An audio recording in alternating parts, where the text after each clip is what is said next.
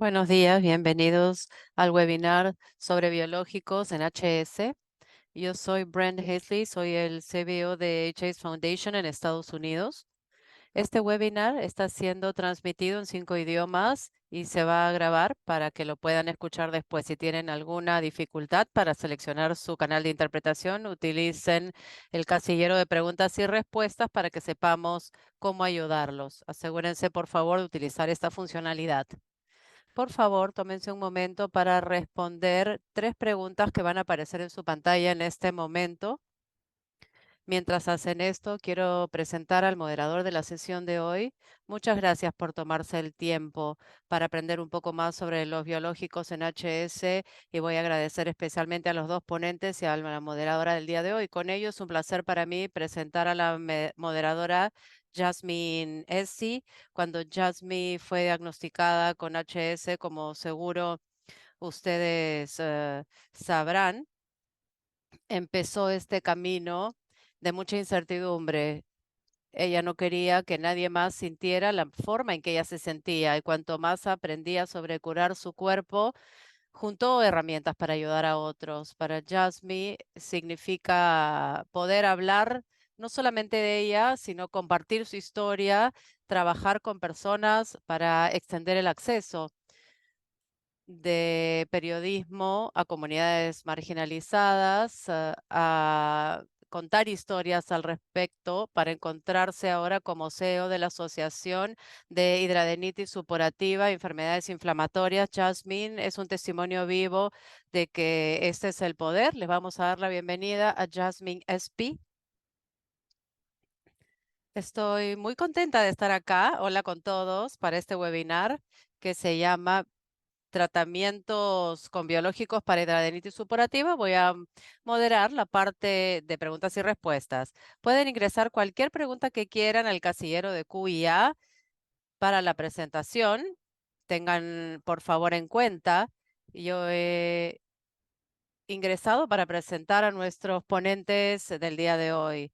No hagan preguntas, por favor, que están relacionadas a la salud personal de ustedes, porque no podemos ofrecer consejos médicos a través de esta llamada, pero podemos dar orientación al respecto de los biológicos y de los tratamientos específicos para esta condición. Habiendo dicho esto, estoy aquí acompañada de 2 ponentes maravillosos, el doctor Sayed, que es profesor de dermatología en UNC Dermatology, donde es el director de la clínica DHS. Le da a los pacientes una variedad de opciones de manejo, incluyendo médicas, tratamientos láser, quirúrgicos. Está involucrado en los fondos del NIH, que es investigación financiada por el NIH en diferentes estudios clínicos. También está en la junta de la fundación y también es director médico del Triángulo, que es un capítulo de esta organización. El doctor Dave Louis, por otro lado, es profesor asociado y director de programa en Wayne State University en Detroit, en Michigan. Tiene un interés especial en teledermatología, en imágenes no invasivas de la piel y también es dermatólogo que se especializa en casos complejos, incluyendo hidroadenitis supurativa. Es past president de Wayne County Medical Society y también está en la junta editorial de la Academia de Dermatología y tiene también muchas publicaciones de su autoría. Bienvenidos a los 2. Muchas gracias, Jasmine. Estaba verificando si Chris ha podido ingresar al webinar. Supuestamente va a estar aquí en un minuto. Queríamos darle la bienvenida a todos esta mañana. Gracias por darse el tiempo de estar acá. Vamos a dar un resumen general de los tratamientos que también han escuchado quizás, que se llaman biológicos. Chris va a hablar un poco más sobre por qué no se llaman medicamentos, aun cuando son medicamentos. Hay algunos temas que los hacen únicos. Vamos a hablar también sobre esta condición. Hay 2 biológicos que han sido aprobados por la FDA para la HS. Vamos a entrar en algunos detalles, les vamos a dar información sobre qué son, cómo funcionan, cuáles son los riesgos y beneficios potenciales y esperemos poder ayudarlos a tomar decisiones con sus proveedores de salud sobre el mejor tratamiento para ustedes. Como Jasmine dijo, no hagan preguntas específicas sobre su salud porque no podemos dar ningún consejo médico personal. Me encantaría ser su médico, pero no puedo ser un médico a través de un webinar. Podemos responder, sí, preguntas más amplias, pero si tienen preguntas sobre los biológicos, tratamientos, en ese caso sí podemos responder de manera un poco más general y esperemos que sea útil para ustedes. Ahora Chris ya está aquí. Le voy a pasar la palabra al doctor Sayed. Él va a abrir la presentación, yo voy a tomar la segunda parte y nos aseguraremos de dejar tiempo para preguntas. Muchas gracias. He tenido algunos inconvenientes, pero voy a compartir mi pantalla en este momento con la última versión del PowerPoint que hemos preparado.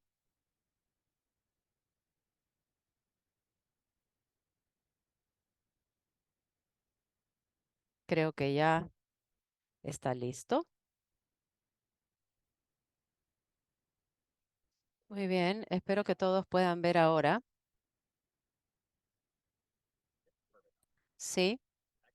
Excelente. Vamos a entrar entonces. Este es un tema sobre tratamientos biológicos para HS. Hay mucha charla en línea que es incomprensible porque puedo entender que sea que confunda un poco, pero espero que podamos dar información de base. Voy a empezar de lleno en la presentación. Los biológicos, de hecho, han estado mucho tiempo, se refiere a cualquier cosa que no es un fármaco químico, que viene de un sistema biológico de alguna manera. Incluso cuando las personas donan anticuerpos, por ejemplo, este tipo de tipos de biológicos que se han utilizado, que son fármacos no químicos derivados de otros humanos, algunas veces de otros animales, por ejemplo para tratar las mordeduras de las serpientes. Pueden haber biólogos que entienden realmente cómo funcionan estos sistemas humanos y han podido aprovechar esto para crear productos de diferentes líneas celulares, como células bacterianas que se pueden utilizar como medicamentos, que son producidos como biológicos y luego se manipulan de una manera para poder crear un medicamento más seguro. Cuando pensamos en hidradenitis en particular, que es el fármaco que ha sido aprobado, se llama adalimumab, que ha sido aprobado hace 8 años, en el 2015, pero no era nuevo, ya se estaba utilizando para muchas otras condiciones.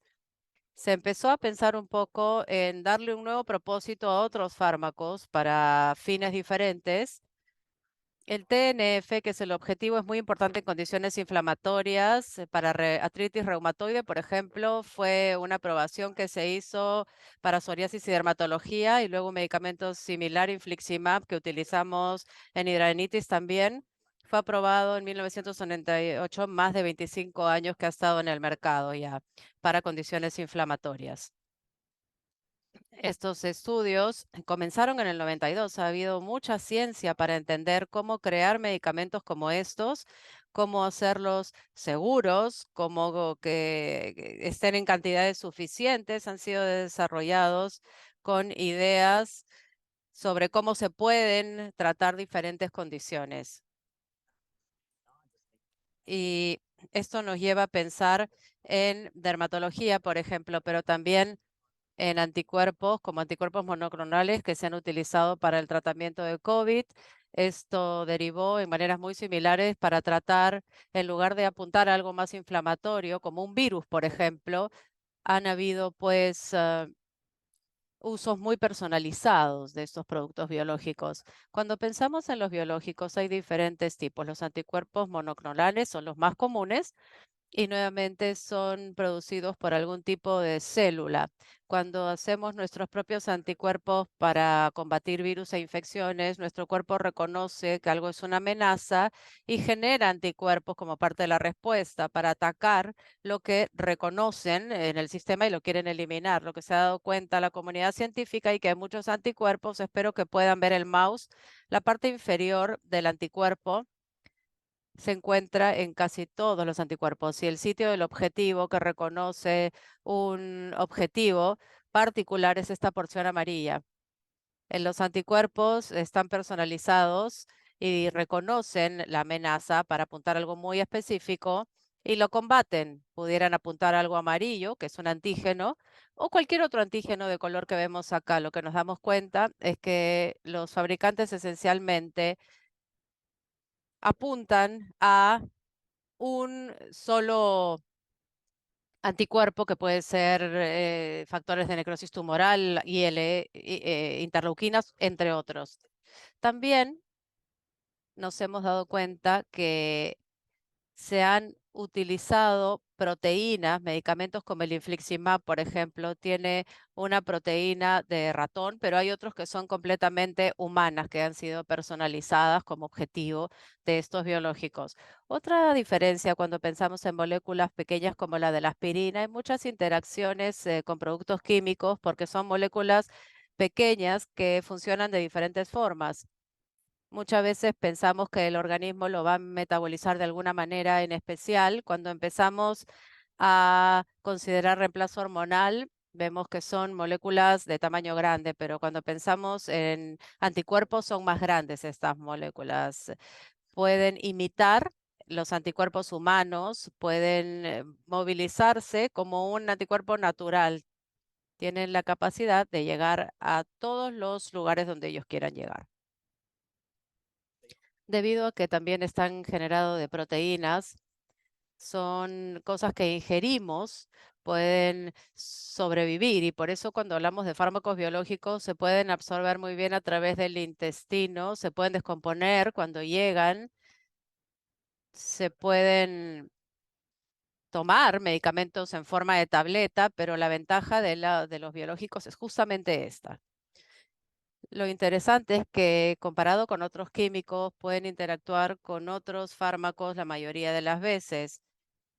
No interactúan, perdón, con otros fármacos químicos. No tenemos que preocuparnos de que hayan interacciones que puedan estar en conflicto con otros medicamentos.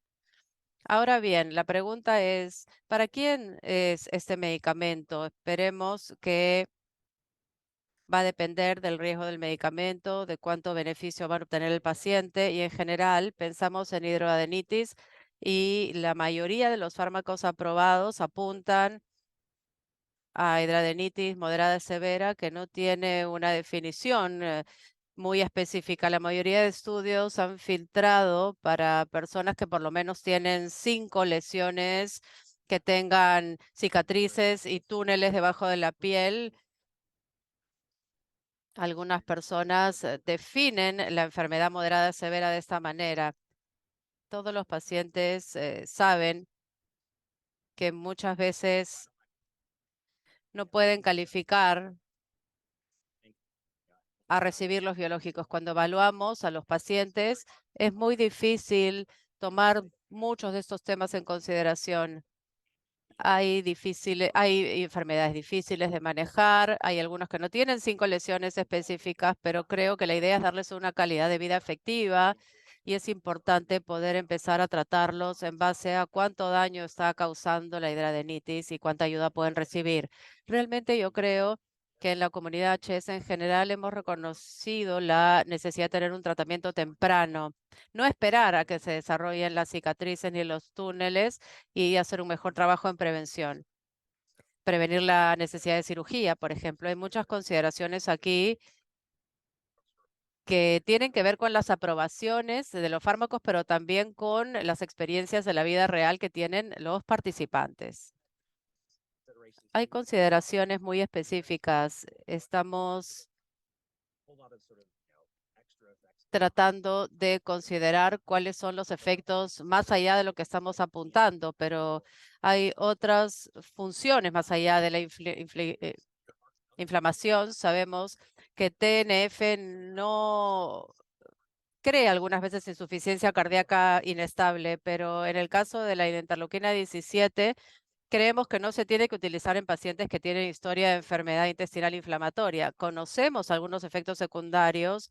¿Qué significa para los pacientes? Pero yo diría que el 95% de los pacientes no presentan realmente razones que impidan que utilicen estos fármacos biológicos. Otra cosa que me gustaría mencionar es si tomamos un fármaco como este, hay que ver cuánto tiempo toma en funcionar.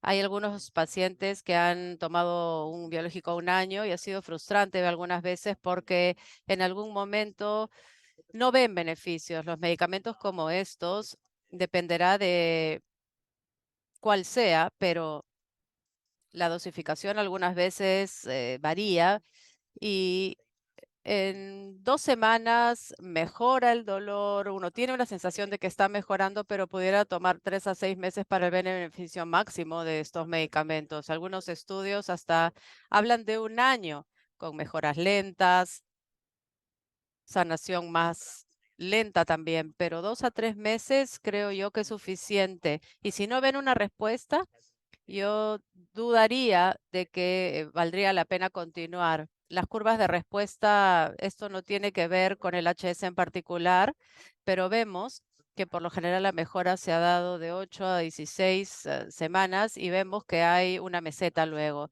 Si no se ve absolutamente nada a las 12 o 16 semanas, no esperaría que haya una abrupta subida en el efecto. Bueno, eso es todo con respecto a mi introducción. Ahora ya no voy a compartir mi pantalla y voy a pasarle la palabra al doctor Davlui. Muy bien, Chris, muchísimas gracias. Espero que puedan ver mi pantalla. Muy bien. Vivimos en una edad maravillosa donde hay mucha información a la punta de nuestros dedos, podemos compartir mucho con el Internet, pero sabemos también que esto puede ser bueno y malo a la vez. Hay mucha información. ¿Cómo es que vamos a tratar de entender qué es lo que aplica a nosotros? ¿Cuál es información comprobada? Hemos hecho algunos estudios para ver qué está pasando con esta información. Hemos hecho estudios para HS para ver qué es lo que se está leyendo en Internet. Un estudio vio las publicaciones de Facebook, comparten sus experiencias y hemos encontrado que 40% de los posts de Facebook hablan sobre información de tratamiento.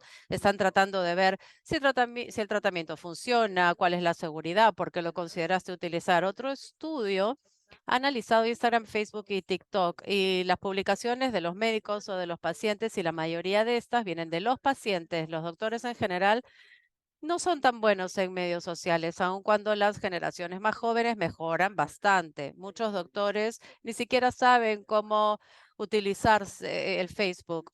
YouTube, por ejemplo, ha sido analizado y los videos de los pacientes son más populares, pero no tienen información de alta calidad, podríamos decir. Utilizan esta herramienta para evaluar la información que se comparte y se ha encontrado que los videos de los pacientes recomiendan tratamientos que en realidad no están comprobados cuando los comparan con los que han sido eh, transmitidos por proveedores de salud. Está bueno ir en línea y ver, pero también hay que ver quién comparte, si esta información es certera. No digo que tengamos que ignorar, pero siempre recordar verificar la fuente, tener un ojo crítico al momento de leer esta información. A los pacientes les encanta compartir sus experiencias. Hay muchas ventajas que crea, por ejemplo, una comunidad en línea. Si tú vives en un lugar y no sabes quién más tiene HS, puedes conectarte con otras personas que sufren esta condición. No sientes que eres la única persona que pasa por esto y que otros te comprenden. También compartir la experiencia en línea puede ayudar a otras personas porque puedes compartir algo que realmente los ayude. Compartir algo como, por ejemplo, cómo manejas, un kit de emergencia, y ellos tal vez hagan lo mismo. Y por supuesto, siempre es más fácil ir en línea y ver información que necesariamente contactar al médico o conseguir un médico. Puedes instantáneamente ir en línea, pero instantáneamente no consigues a un médico. Las desventajas son que la información compartida de tu experiencia o de la experiencia de otro puede que no se aplique a otros. Algunas veces esto crea como una falsa esperanza, decir yo cambié mi dieta, curó mi HS y otro piensa lo voy a hacer, pero no lo ayuda, entonces es muy desalentador, da una falsa sensación de esperanza. Algunas personas no entienden que si los efectos secundarios vienen de los medicamentos o no. Te pasa algo, tal vez después de empezar a tomar un medicamento y lo compartes de manera errónea como un efecto secundario y resulta que no se debe al medicamento. Podrían ver efectos secundarios que realmente no son de los medicamentos, sino que simplemente sucedieron por azar. Muchas veces, no conocer la fuente, sabemos que hay algunas personas que salen al Internet para compartir información que no es certera y por ello hay que tener mucho cuidado con lo que se comparte. Lamentablemente, hay algunos que comparten de manera intencional esta información.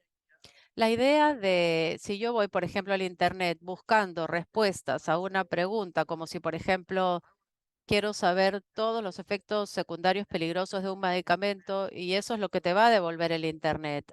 Te va a dar lo que quieres escuchar. Por lo tanto, hay que tener mucho cuidado con la forma en que se busca la información.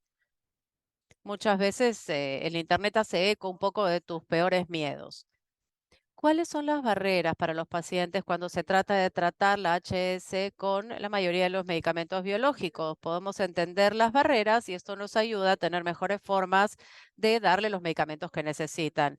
2/3 de los pacientes tienen miedo sobre los efectos secundarios. Esto es comprensible. Yo creo que esto se aplica a todos los medicamentos, a todas las enfermedades.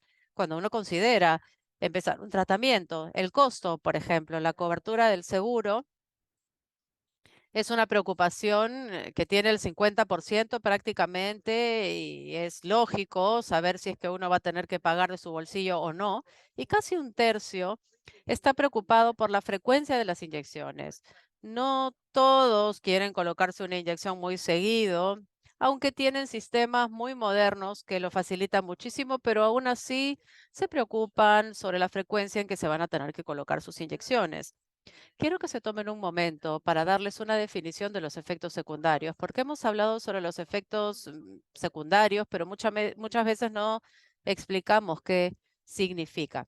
Cuando la FDA está por aprobar un medicamento, tiene que descartar que si algo sucede al más de 1% de los pacientes y se da más en las personas que reciben los medicamentos activos en comparación a los que reciben placebo o no reciben medicamento, esto se considera un efecto secundario, que tenga más de 1% de los pacientes y que sean más del grupo de tratamiento y no del placebo. Muchas veces es una persona más para que cuente como un efecto secundario. Por eso algunas veces, si uno ve los datos del estudio, pareciera que la cantidad de efectos secundarios son considerables o podrían ser similares entre el placebo y el fármaco activo, pero muchas veces no es tanto así. Una idea interesante es que el riesgo dependerá muchas veces de la enfermedad que tengas. Algunas enfermedades aumentan el riesgo de que tengas otros problemas de salud. Algunas veces estos aparezcan como efectos del medicamento, pero en realidad el riesgo está incrementado por la enfermedad que tú presentas. Y también tenemos lo que se conoce como advertencias destacadas, algunas veces en un cuadro negro, que es la advertencia más seria del FDA. Es algo que ellos piensan que es importante discutir y hay una lista de efectos secundarios que va a incluir absolutamente todo y le dirán al médico que hablen con los pacientes sobre esto. Es para llamar la atención a un efecto secundario importante. Es importante conversar también con los médicos. Cuando yo hablo de los efectos secundarios HS, también hablamos sobre los efectos que vienen con no tratar la HS, porque como mencionó Chris, es una enfermedad que avanza, que causa daño a la piel, al tejido. Hay efectos secundarios si uno empeora. Eso también hay que considerarlo y discutirlo con los médicos, que hay algunos efectos secundarios que surgen de no hacer nada al respecto. Y siempre queremos evaluar los riesgos y los beneficios. Algunos de los beneficios puede ser que controlan las enfermedades, evitan el empeoramiento de una condición. Por eso hablaba de la progresión de las enfermedades, mejoran los síntomas, que es lo más importante para los pacientes. Si tienen el dolor bajo control, no se cansan tanto, es importante. Y también es importante hablar de los efectos reversibles. Siempre hay que explicar cuáles son los que desaparecen cuando uno interrumpe el medicamento, porque esto es importante. Si yo sé que cuando hay un efecto secundario se interrumpe el medicamento y esto hace que regresen los síntomas, pues hay que discutirlo de manera que corresponda. El tratamiento puede ayudar a evitar la cirugía también. Sabemos que cuando se forman los túneles, esta cicatrización, algunos requieren cirugía. Si se puede controlar tempranamente la enfermedad, esto evitará estas complicaciones. Es difícil estudiar las complicaciones. Reducir la inflamación en general en el organismo ayuda a evitar algunas complicaciones adicionales que pueden venir como consecuencia. Del lado del riesgo es importante hablar sobre los efectos secundarios. Cuando es posible, es bueno mencionar porcentajes, por ejemplo, uno de 100 o cuántos de uno de 1000 o de 10.000. Es una mejor manera de entender realmente cuál es el riesgo. Con respecto a lo que mencionó Chris, los biológicos son inyectables. Para algunas personas, este es un problema. Tienen miedo a las agujas, por ejemplo, a colocarse una inyección. Esto es algo que hay que considerar. Y finalmente, considerar otros problemas de salud. Cuando uno empieza a tomar un medicamento porque no quiere que el nuevo medicamento cause un problema mayor. Por eso se habla de insuficiencia cardíaca congestiva y la capacidad de conseguir o de pagar el medicamento. Si no, esta no es una opción. Cuando consideren entonces iniciar un biológico o un medicamento para ustedes, piensen, ¿cuán severa es la HS? Si es más leve, hay otras opciones de tratamiento. Si es moderada, severa, podrían pensar en otras opciones de tratamiento. Depende de la severidad, la gravedad de la enfermedad. Esto puede influenciar la decisión. ¿Es estable o es progresiva? ¿Empeora? Esto es algo que mencionó también Chris, que tal vez no es mala la enfermedad ahora, pero a medida que hay más rebrotes, por ejemplo, esto muestra que hay progresión y hay que interrumpir la progresión antes de que se vuelva un poco más severa. Hablemos también de otros tratamientos, otros problemas de salud y esto lo mencioné hace un momento, el riesgo de no tratar. ¿Qué pasa si yo no sigo un tratamiento, por ejemplo? No tenemos una bola de cristal, tampoco sabemos exactamente qué va a suceder, pero el médico podría decir, en base a cómo ha avanzado tu enfermedad, esto me temo yo que pudiera suceder. Y como les dije hace un momento, la cobertura y el costo es una consideración importante. Esto es algo que también mencionó Chris, la ventana de oportunidad. Como origina daño al tejido y progresa la enfermedad, es importante poder tratar cuando vemos que está empeorando, antes de que ya sea muy tarde. Se puede tratar cuando está en un estado más avanzado, pero cuanto más temprano mejor. Por eso no queremos esperar demasiado y perder la ventana de oportunidad. Uno de los problemas en HS es tener el diagnóstico oportuno tempranamente. Estamos tratando también de generar una mayor conciencia. Efectos secundarios que varían con los medicamentos. Algunos de los comunes que se ven con biológicos, el más común es un poco de dolor en el lugar de la inyección. Hay una agujita que ingresa para entregar el medicamento. Muchas veces lo que también pasa es que suprime el sistema inmune, puede aumentar el riesgo de tener algunas infecciones. Es algo importante mencionar esto al doctor. Si han tenido alguna infección, en el caso de HS, se ve como una infección aun cuando no lo es y puede infectarse. Por lo tanto, es una conversación un poco capciosa que hay que tener con los médicos. Y tenemos lo que se conoce como activación de la tuberculosis. Muchas veces uno tiene tuberculosis, pero es asintomática y algunos biológicos pueden originar que empeore la tuberculosis. Hay que verificar antes de empezar para ver si uno ha estado expuesto a la tuberculosis. Y las advertencias destacadas, para los inhibidores de TNF hay una advertencia destacada de tener algún tipo de linfoma, que es un cáncer de la piel. Es bueno hablar esto con los médicos y si han tenido historia de cáncer o de enfermedad inflamatoria intestinal, insuficiencia cardíaca congestiva, hay que tratar de elegir cuál es el mejor medicamento considerando otros problemas.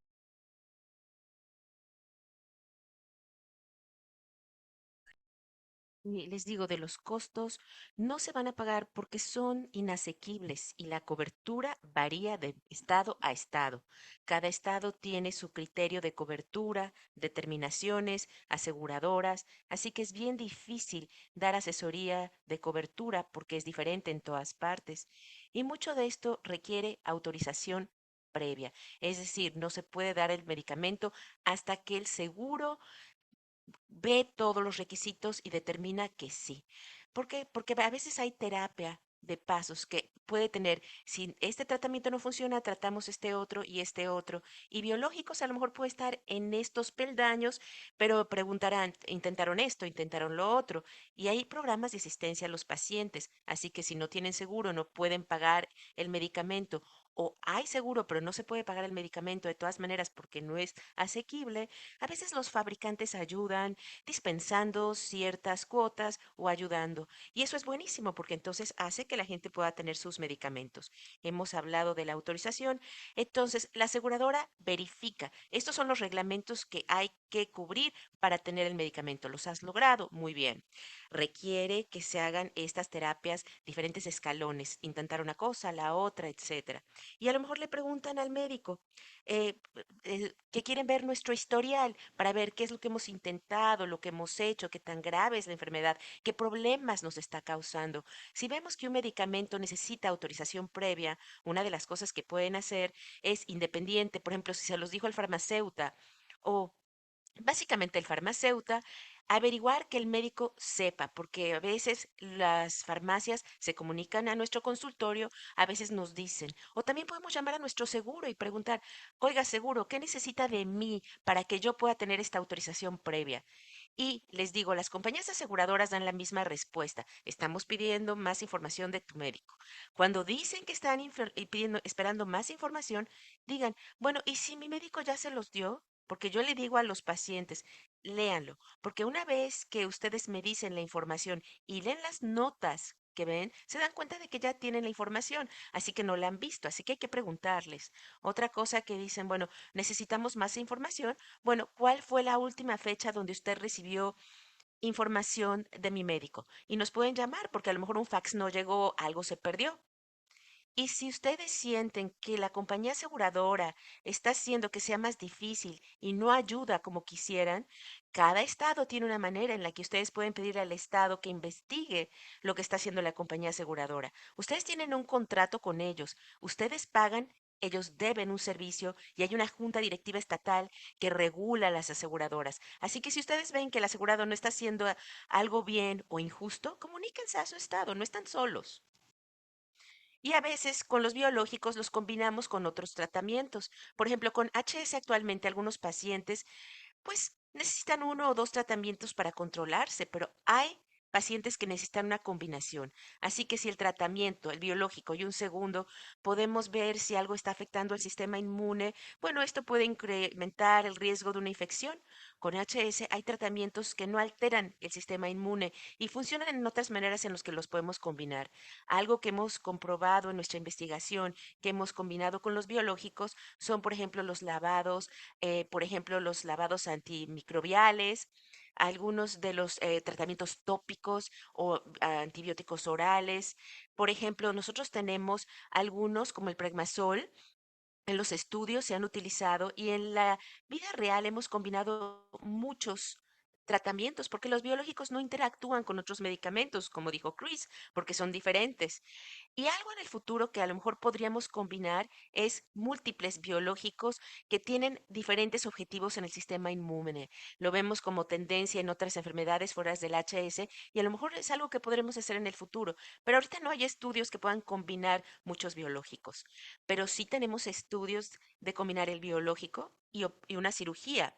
Entonces tenemos estudios con los dos. Tenemos estudios que muestran que el biológico puede ayudar con la operación para que salga mejor y no hay un aumento en riesgo de efectos secundarios o problemas o complicaciones.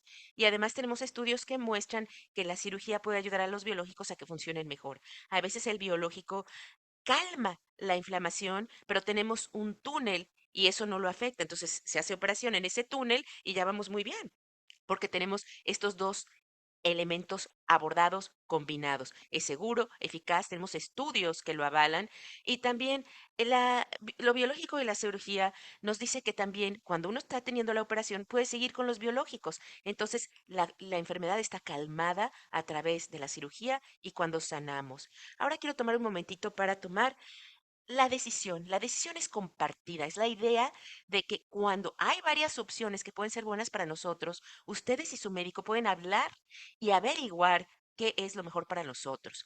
Este es un modelo que me encanta usar, que tiene tres fases. Está la plática en equipo. El médico dice, vamos a trabajar juntos, vamos a averiguar esto, estas son las opciones. Luego hablamos de las opciones, es el número dos, donde hablamos de las opciones, riesgos, beneficios, y luego la toma de decisión. Ahí el paciente nos da su preferencia. La toma de decisión compartida, el médico y el paciente dan algo. El proveedor conoce la información médica, sabemos cuáles son las opciones disponibles, los medicamentos, las cirugías, los riesgos y los beneficios. Pero lo que ustedes como pacientes traen es su experiencia previa, su conocimiento y sus preferencias con respecto al costo, tiempo, temores e inquietudes. De esa manera podemos abrir el diálogo y trabajar en conjunto para ver qué va a funcionarles mejor, en lugar de decirles qué van a hacer y ya, o tomar una decisión sin tener todos los datos a mano. La decisión compartida es ideal, tratamos de hacerla todo el tiempo y es excelente cuando hay varias opciones, porque siempre hay una opción ideal para la enfermedad. Hay algunas en donde decimos, esto es lo único y esto es lo que tienes que hacer, pero cuando hay opciones, la decisión compartida es la mejor manera que va a tener la mejor opción de ayudarles y considerar sus preferencias. Así que quiero agradecerles a todos por estar con nosotros y ahora vamos a tener tiempo para la sección de preguntas y respuestas. Ya vi que hay varias, así que estamos encantados de estar aquí y responder a sus preguntas. Sí, muchísimas gracias, doctor Sayar, doctor Develu, por esta charla tan interesante de los biológicos. Sí, tenemos muchas preguntas, así que entremos a estas preguntas tan interesantes. La primera es si es posible explicar las diferentes etapas del HS. Claro que sí. Vamos a empezar con esto y después llenar las brechas. Entonces, eh, hay tres etapas tempranas. Y esto es, un cirujano, Hurley, fue el que se llamaba, y entonces cuando se habla de esto, se habla de él, pero se habla de la condición. En la etapa Hurley 1 es cuando nada más hay como unos bultos, no dejan cicatrices, como un barrito, y ni siquiera necesita operación ni nada, es la etapa uno. La etapa 2 Hurley, es que empiezan los túneles, cicatrices, a lo mejor se necesita un poquito de cirugía y la etapa 3 es cuando hay mucho túnel, cicatriz en toda la zona. Entonces sí se necesita mucha operación. Fue un desglose sencillo de ver qué necesito para poder hacerlo y cómo se ha progresado la enfermedad con el tiempo. Pero hay que tener en mente que no siempre cuadra con la severidad. Entonces, cuando hablamos de las actividades, hay pacientes que tienen mucha cicatriz, Hurley 3, pero a lo mejor tienen dolor, hay problemas de drenaje. Entonces se utilizan otras medidas para ver qué tan activa está la enfermedad.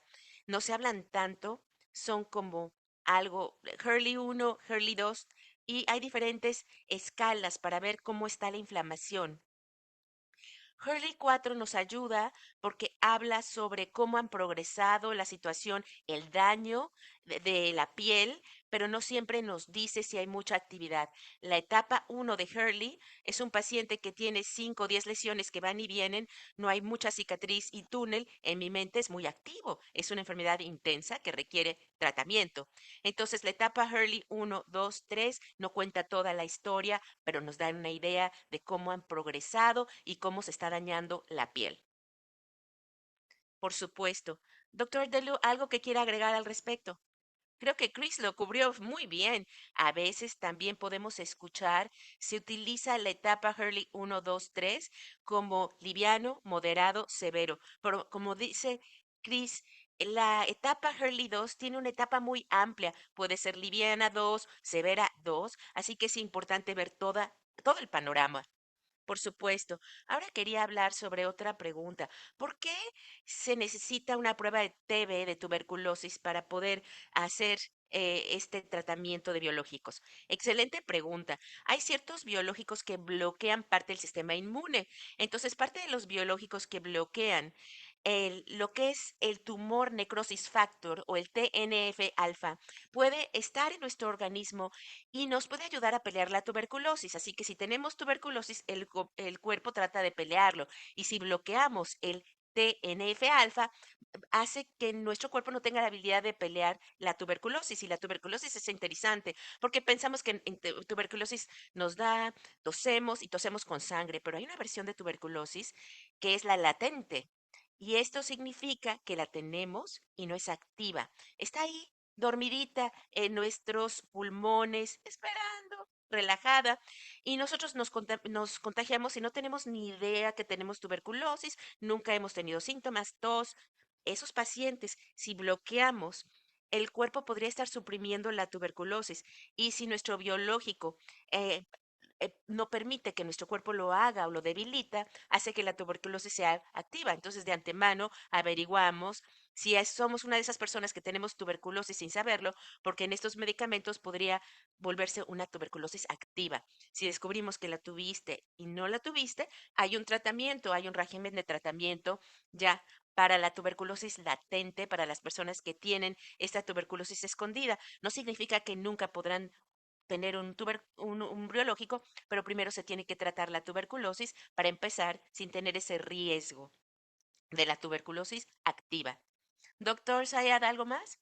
Sí, excelente resumen. Y hacemos lo mismo para la hepatitis B, C.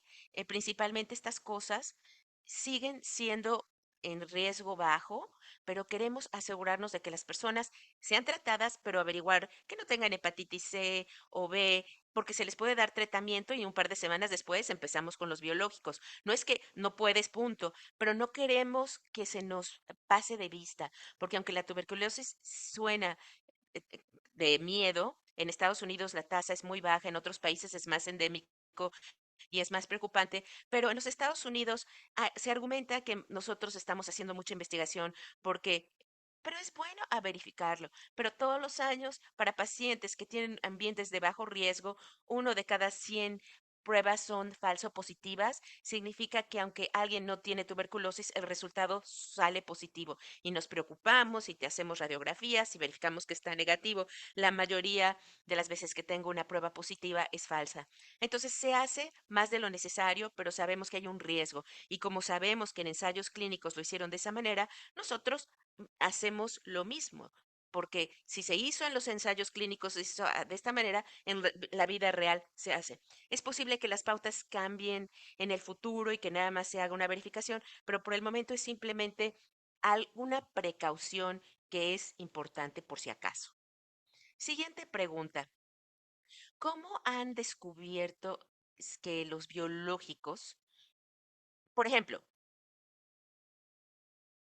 los biológicos eh, retiran más de una condición? Por ejemplo, si hay comorbilidades, condiciones de la piel que el paciente tiene junto con HS, ¿saben usted si el tratamiento también quita otras cosas que el paciente sufre que no sean HS? Bueno, muchas veces es lo que tomamos en cuenta si el paciente tiene artritis inflamatoria o algún tipo de problema inflamatorio al mismo tiempo, porque hay diferentes tipos de fármacos que si nosotros, por ejemplo, vemos el adalimumab para MS, nosotros vemos que hay diferentes enfermedades inflamatorias o artritis que nosotros tomamos en consideración y tratamos de hacer una cobertura.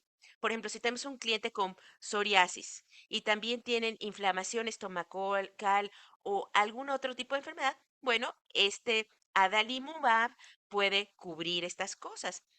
Por ejemplo, también la artritis inflamatoria o algún otro medicamento aprobado, como por ejemplo para la dermatitis atópica, siempre estamos viendo qué tiene la persona, si podemos utilizar un medicamento para tratar todo. Y hay situaciones en donde se necesitan múltiples medicamentos y se tiene que tomar más de uno. Sí, estoy de acuerdo. A mí me encanta cuando encuentro un medicamento que está indicada para muchos problemas y ayuda a todo, siempre con la esperanza de que eso ocurra, buscándolo. Y es una de las cosas, como dice Chris, que es un factor en nuestra toma de decisiones. Ahora, quería hablar de la efectividad. ¿Los biológicos pueden perder su efectividad a través del tiempo? Bueno, hay estudios y investigación que muestra que para algunos pacientes sí, o que pueden. Para la mayoría de los pacientes, si está funcionando para ustedes, continuará funcionando, pero para otros pacientes, con el tiempo puede empezar a perder su efectividad y no entendemos completamente por qué. Desde, como Chris mencionó, los biológicos son unas moléculas enormes y flotan en nuestro organismo como anticuerpos, en nuestro torrente sanguíneo. Entonces dijimos, bueno, esto está bien, estamos haciendo anticuerpos, y el biológico lo está acabando, pero cuando se hace la investigación, eso no es lo mismo, porque hay personas que tienen el biológico y el biológico sigue funcionando. Y ahora podemos medir los anticuerpos y podemos medir el nivel del biológico en nuestra sangre para algunos biológicos. Entonces, si vemos que su efecto se está perdiendo, es lo que vemos el siguiente paso. Veamos si tienes anticuerpos en contra del medicamento y después del medicamento, cuánto es el nivel de tu torrente sanguíneo, porque si tenemos un nivel más arriba de donde debería estar funcionando, a lo mejor el anticuerpo no está funcionando. Pero si llega a un nivel que está bajando, significa que a lo mejor estás perdiendo la eficacia y esto nos puede ayudar a tomar decisiones si tenemos que cambiar la dosificación del biológico, si tenemos que aumentarlo un poquito o si es el momento de pensar en uno distinto porque está perdiendo su efectividad en la manera en que a lo mejor no podemos recapturar. Entonces, estamos tratando de averiguar por qué pasa esto y por qué para algunos sí y para otros no funciona, pero por lo menos estamos teniendo buena investigación que nos ayuda a apoyar a tomar decisiones en qué hacer cuando sospechamos que eso podría estar ocurriendo. Sí, exacto, Steve. La otra cosa, porque hay muchos medicamentos que pueden continuar su mejoría con el tiempo. Y yo diría que la mayoría de los pacientes, si estamos bien en los próximos 3 o 6 meses, esa respuesta va a durar por años, un par de años o más. Por eso es que el medicamento a veces no sabemos, vamos a tratarte por 6 meses y las cosas mejoran, pero hay que controlar a través del tiempo, porque no es una cura y ya, ojalá la tuviéramos, pero es un control. Y luego con el tiempo vamos sobre terreno. Como les digo, hay veces que tenemos pacientes en sus 20, 30, 40 años que van muy bien y las condiciones inflamatorias como que se van acabando y son menos activas. Y especialmente podemos ya retirar el medicamento con el tiempo. Pero es una pregunta donde tenemos que ver sobre la marcha cómo funcionan y ver cuánto va a durar el medicamento y pues ver si con el tiempo podemos bajar el volumen del tiempo, cuánto lo que se consume. Y también con el tiempo, por ejemplo, si alguien tiene 50% mejoría después de 3 meses y se ve, muchas las personas se sienten muy positivas cuando empiezan a ver que las cosas van bien.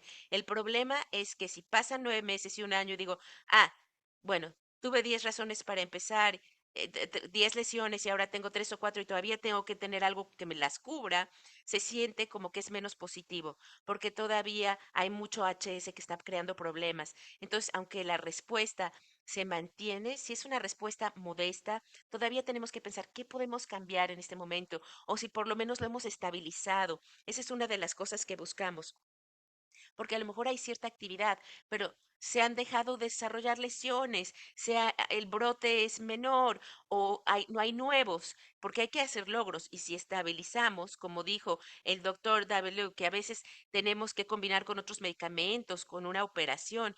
Entonces, por ejemplo, estoy mucho mejor, pero tengo tres zonas que son necias y no se van, pero no se está extendiendo. Entonces, vemos que el medicamento está ayudando de alguna manera. Me gustaría que el medicamento lo hiciera solamente, pero hay otras consideraciones y que la respuesta responsable es decir que no siempre es tan bueno como quisiéramos. Bueno, y hablando del embarazo y los biológicos, ¿qué pasa? ¿Cuántos biológicos son seguros que se pueden utilizar mientras la persona está embarazada o está tratando de embarazarse? Bien, esa es una excelente pregunta y puede haber diferentes respuestas para diferentes personas. Yo les digo que en realidad los inhibidores, o sea, yo le he visto también eh, que han ocurrido por mucho tiempo y por ese motivo aún nunca se han estudiado en pacientes embarazadas de que, bueno, cuál es el riesgo. Es bien difícil justificar ese tipo de estudios, pero son tan populares, hay muchas exposiciones de embarazos con el tiempo y en estos, en principios, el paciente sin darse cuenta, estaba embarazada y se les vio muy de cerca y eso no mostró ninguna tendencia a que hubiese más riesgo al bebé, al feto, cuando nació el bebé o durante el embarazo. Y con el tiempo, como la gente ha reconocido y la enfermedad inflamatoria en sí puede tener un impacto negativo con el embarazo, de que, por ejemplo, el bebé tiene bajo peso o alguna enfermedad inflamatoria, la gente empezó a decir, bueno, hay datos seguros y me da la preocupación si no se trata a la persona durante el embarazo. Entonces, se ha hecho un trabajo intencional donde la gente continúa y los pacientes que tienen problemas de inflamación, bueno, se les trata con el embarazo. A veces tratan de pararlo en el último mes y reducir cuánto lo va a tener el bebé en su sistema cuando nazca, no porque sea dañino, porque yo creo que la gente tiene mucha precaución en esa situación. En general, si un paciente tiene un problema de hidradentis y, por ejemplo, va a tener una sección, una cesárea y va a tener situaciones, yo tengo temor a quitarle el medicamento y que haya pues que, no sé, que haya un brote nuevo, ¿no? Entonces, ver qué pasa con el paciente. Entonces, en línea general, yo no tengo duda en continuar un inhibidor durante todo el embarazo. Y lo principal es que le decimos a los pacientes que algunos van a estar, algo de esto va a estar en el sistema del bebé y aunque no hay riesgo, tratamos de evitar las vacunas vivas cuando hay medicamento en el sistema de las personas. La única vacuna que es para niños en estos días, en los primeros 6 meses, es el rotavirus. Entonces siempre se lo digo a la mamá, ¿no? De decirle al pediatra que no, eh, no quite todas las vacunas, pero la vasta mayoría, o sea, pueden tener la mayoría por 6 meses, los primeros 6 meses de vida. La única que hay que mencionar es el rotavirus y continuar después del embarazo y otros biológicos es menos claro. Así que los inhibidores de, por ejemplo, el IL-17 para eczema y ese tipo de cosas, pues no tenemos información todavía porque son relativamente nuevos, pero no sabemos que hayan causado problemas hasta el momento. Creo que tenemos más duda para estos grupos y pacientes, pero es, nos sentimos más cómodos con el tiempo de que no hay tantos efectos. Pero doctor Deble, hablé muchísimo de esto, así que por favor, adelante. No, usted lo ha cubierto súper bien. Y estoy de acuerdo. Y la razón es que estos fármacos actúan como anticuerpos, se les transfiere al bebé como cualquier anticuerpo. Y como Chris dice, antes del alumbramiento, a la mamá le da muchos anticuerpos al bebé y algunos hacen la pausa. Pero estoy de acuerdo, si es una enfermedad severa, yo quiero que esté en control durante el embarazo y el alumbramiento. Y como le dije a como dice Chris, algunos sí se transfieren al bebé, pero también me siento más cómodo porque muchos de los medicamentos biológicos están aprobados hasta los 6 meses de edad. Así que sabemos que un bebé de 6 meses puede tener este medicamento, así que eso no me preocupa tanto. Es uno de esos riesgo-beneficio y es un reto cuando tenemos miedo de que haya un brote de HS y el bebé está por nacer y entonces por los estudios sabemos que los pacientes con HS tienen un aumento de riesgo de tener una cesárea porque tiene que ver con la región genital y pueden tener un brote y entonces optan por la cesárea. Y también tiene que ver con el dar leche materna, ¿no? Dar pecho. Y como Chris dijo, estos biológicos tienen que darse por inyección. Uno no puede tenerlo con administración oral. Así que cuando el niño ingiere la leche, eso se va a disolver en el estómago. Entonces de eso lo hablamos, pero me da mucho gusto que uno no puede tomar el medicamento oralmente porque no se puede ingerir. Por supuesto, y tengo una pregunta sobre el drenaje antes de utilizar biológicos. ¿Ustedes necesitan drenar los abscesos o nódulos antes de empezar el tratamiento de biológico?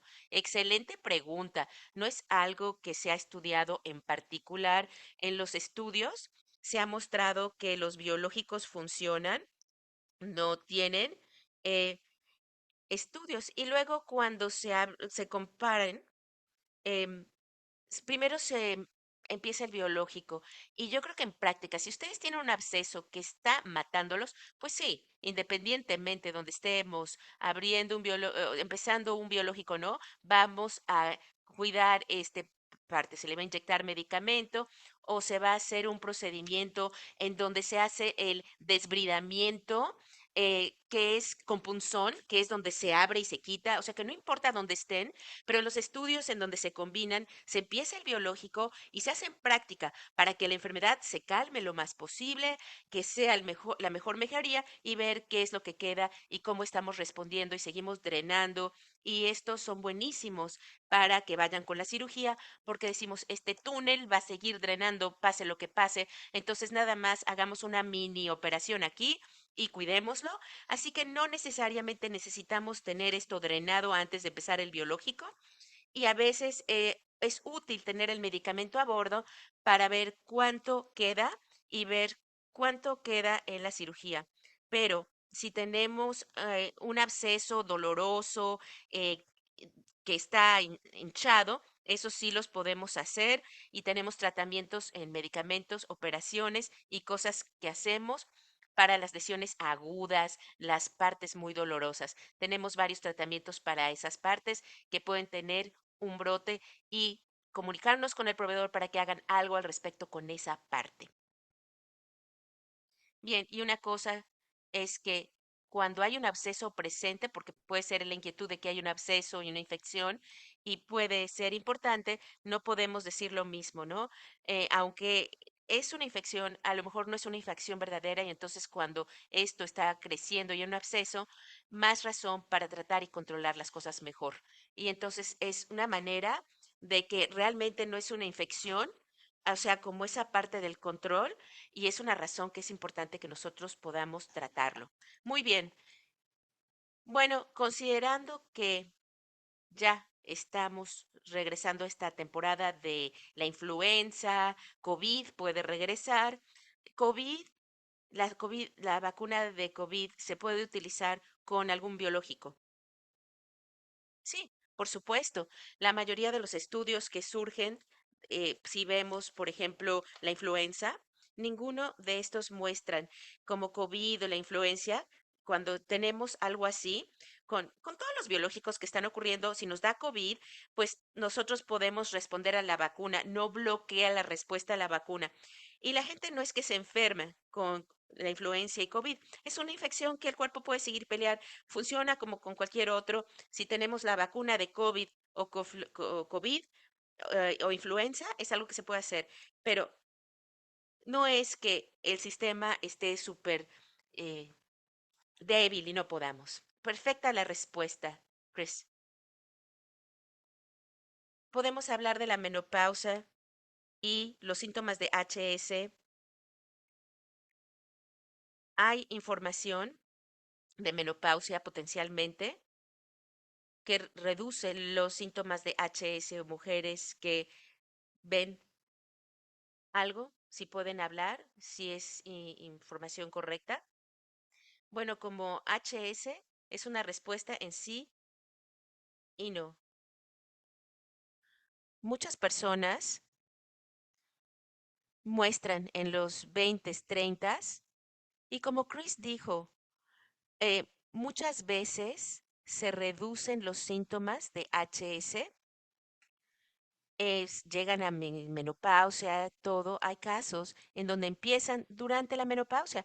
Alguien nunca lo tuvo y de repente el cambio hormonal cambia la menopausia y cambia con el HS o cambia o es peor. Así que para la mayoría de las personas es mejor, lo vemos. Si vemos a todos que tienen HS en un momento, la mayoría de las personas están, no sé, adolescentes, 20, 30, 40. Cuando llegan 50, 60, 70, el número que todavía tiene HS activo se reduce. Y la otra parte que es interesante es clasificar qué es la HS activa, porque puede causar daño permanente y puede crear cicatriz y a veces tenemos HS en la vida, pero es esa actividad que cambia y que se calma un poquito y que no sabemos si va a desaparecer con el daño que se ha hecho.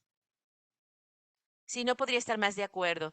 Es una tendencia de menos actividades conforme pasa el tiempo, como la menopausia o no. Hay excepciones y tengo a pacientes de 60, 70, 80 que tienen HS, pero es menos común. Hay tendencias, pero siempre hay excepciones y pues nunca se sabe. Bien, con eso dicho, vamos a terminar. Quiero agradecerles a los dos por liderar esta conversación sobre los biológicos.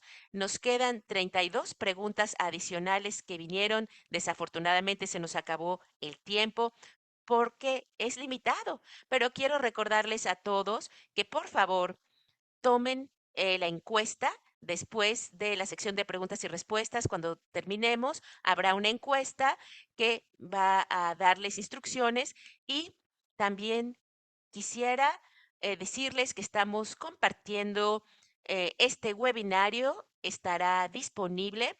Bueno, después del webinario, disculpen, vamos a hacer un seguimiento con una infografía y una hoja de preguntas y respuestas. Y si tienen alguna pregunta que no fue respondida aquí, entonces vamos a repasar las preguntas restantes y hacer un seguimiento después de este webinario.